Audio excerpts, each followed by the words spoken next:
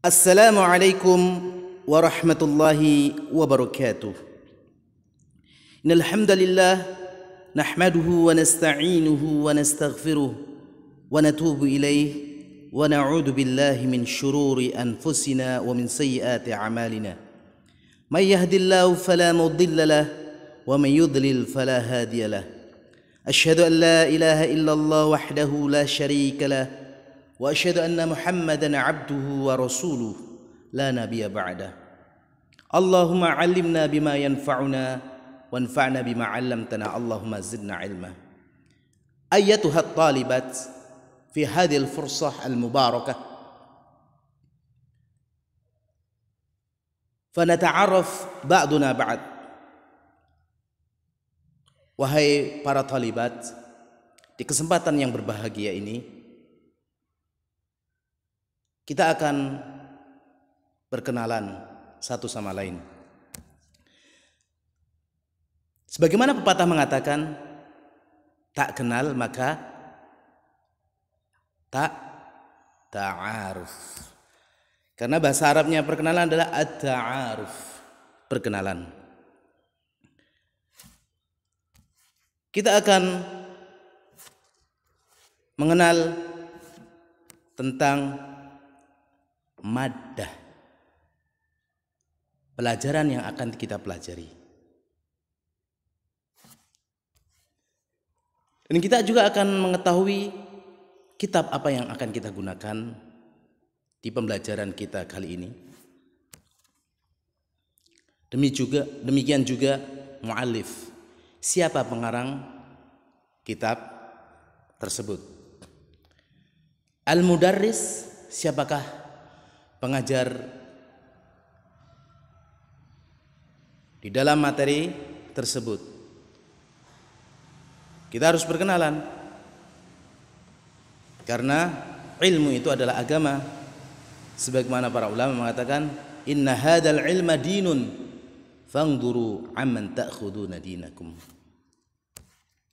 Dan kita juga akan mengetahui manhaj, metode atau cara yang kita gunakan dalam sistem pembelajaran online ini.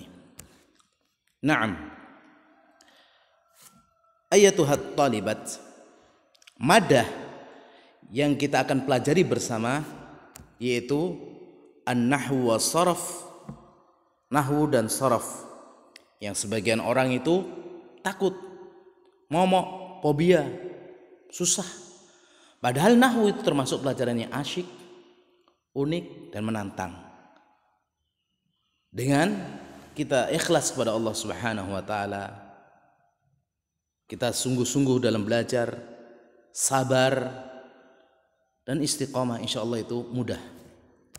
Kita juga dalam masalah nahwu ini akan dipaparkan nas lughawi dan juga dipaparkan contoh-contohnya serta kaidah-kaidah yang mudah. Contohnya, misalnya kita akan bahas tentang masalah mansubat. Apa itu tamyiz? Itu kaidahnya apa? Contohnya bagaimana? Dalam mustalahul hadis nanti kita akan melihat istilah, ta'rifat, pengertian dan juga contoh-contohnya. Naam. Kitab yang akan kita gunakan adalah Silsilah Al-Arabiyah, sebagaimana yang telah dipelajari di kelas 10, maka kita lanjutkan satu semester di kelas 11 ini menggunakan kitab Silsilah. Kitab ini disusun dengan bagus oleh para ulama dan diterima di dunia Islam. Banyak kaum muslimin yang mendapatkan manfaat besar dari kitab Silsilah ini. Dalam mustalah hadis kita akan mempelajari kitab yang bernama Mustalahul Hadis. Karena kitab mustalah hadis itu banyak sekali. Dan kita pilih salah satunya, yaitu kitab Mustalahul Hadis. Siapakah pengarang kitab tersebut? Pengarang silsilah adalah jam'un minal ulama. Kita tahu kitab silsilah itu mengandung nahwu, shorof, ada kitab adab, ada imla, ada Al-Quran, ada balaghah, dan banyak. Oleh karena itu berkumpullah beberapa ulama ahlul lughah. Mereka membuat kitab silsilah untuk pegangan para mubtadiin, orang-orang yang ingin mempelajari bahasa Arab dengan baik. Adapun kitab Mustalah Hadis dikarang oleh Syekh Muhammad ibn Saleh Al-Utsaimin rahimahullah ta'ala, yang beliau ini terkenal dengan faqihul asr. Beliau faqih dalam masalah fikih. Karangan banyak yang beliau keluarkan masalah fikih, ada Syarh Mumti'. Masalah akidah beliau banyak mensyarah kitab-kitab Syekh Muhammad bin Abdul Wahhab seperti Qaulul Mufid, syarah kitab Tauhid, syarah Usul Salasah, syarah Aqidah Wasithiyah punya Syekhul Islam Ibnu Taimiyah. Beliau juga mengarang masalah nahwu, contohnya syarah Jurumiyah. Dan beliau dalam masalah mustalah hadis ini beliau karang, di antaranya syarah Baikuni, dan beliau juga menulis ini mustalah hadis. Dan hampir semua fan cabang ilmu beliau tulis, dan bahasanya mudah. Oleh karena itu kita bersyukur kepada Allah Subhanahu wa taala, berterima kasih kepada Syekh yang menjadikan kitab-kitab ulama dahulu beliau ringkas, beliau jelaskan menjadi sangat mudah. Lihat bahasanya mudah sekali. Kemudian kita akan mengenal mudarris, pengajar yang akan menemani kalian 1 tahun ke depan. 6 bulan mudah-mudahan kurang kita dalam pelajaran online, dan selebihnya kita offline biidznillah subhanahu wa ta'ala. Man mudarrisukun? Siapakah mudarris kalian? Ismuhu, namanya adalah Ja'far Partoyo. Sudah, itu aja. Adapun kunyahnya Abu Abdurrahman Mahdi. Boleh Abu Abdurrahman saja atau boleh Abu Mahdi, karena putra saya yang pertama adalah Abdurrahman Mahdi. Seorang memiliki kunyah ini mengikuti para pendahulu kita yang dahulu. Rasulullah memiliki kunyah Abul Qasim. Abu Hurairah, Abu Bakar itu kunyah. Abu Hurairah namanya siapa? Abdurrahman bin Sakhar. Kalau Abu Bakar, Abdullah bin Abi Quhafah. Beliau sama bapaknya terkenal dengan kunyah, tapi nama aslinya bukan itu. Dan kunyah itu boleh laki perempuan, sudah punya anak atau belum. Abul Abbas kunyahnya Ibnu Taimiyah, beliau belum punya anak. Abu Zakaria kunyahnya Imam Nawawi, beliau juga belum punya anak. Bahkan anak kecil boleh dikasih kunyah. Contohnya siapa? Hadisnya Rasulullah yang pendek itu, adiknya Anas, adik tirinya Anas. Ya Aba Umair, ma fa'ala Nughair. Abu Umair itu bukan nama, itu kunyah. Naam. Nisbahnya, penyandarannya, saya ad-Demaki. Wulidtu fi Demak, Madinatun saghirah fi Jawal Wusta. Saya dilahirkan di kota kecil yang bernama Demak, yaitu kota yang berada di Jawa Tengah, di antara Kudus dan Semarang. Tak kenal maka ta'aruf, kenalan dulu biar jelas. Hayatu ilmiah, yaitu perjalanan saya menuntut ilmu diniyah ini.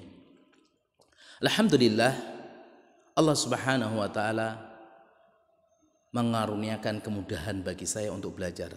Setelah SD, SMP, SMA umum, Allah Subhanahu wa taala membukakan hati saya untuk menuju ilmu syar'i, yaitu saya belajar di kota Gresik, tepatnya di Ma'had Al-Furqan Al-Islami. Kemudian saya juga sempat belajar di Minhajus Sunnah Bogor, Kota Hujan, bersama Ustadz Yazid, Ustadz Abdul Hakim. Dan juga saya sempat mengenyam pendidikan kuliah, yaitu di Jami'ah atau Kuliah Lidirasat Al-Islamiyah Al-Imam Asy-Syafi'i, yang terkenal disingkat dengan STDI Imam Syafi'i Jember. Nah, Kiranya cukup itu aja. Kemudian manhaj. Metode yang akan kita gunakan dalam pelajaran online ke depan ini